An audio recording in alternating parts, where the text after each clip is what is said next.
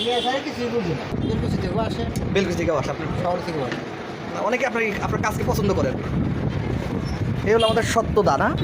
আসলে এই যে এই টিভিগুলো আগের যে পিছনে যে মোটা টিভি, ওই টিভির চাইতে এখনকার বর্তমান টিভির তো যে ফ্ল্যাট টিভিগুলো, এগুলোই নাকি আগের টেকসই ছিল আগেরগুলো।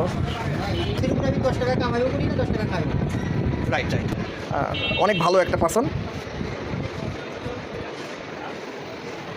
দাদা আপনার যে শুভাকাঙ্ক্ষী আছে যারা আপনার কাছে টিভি তারা তাদের উদ্দেশ্যে একটু কিছু বলেন তো, যে সবাই যেন ভালো থাকে।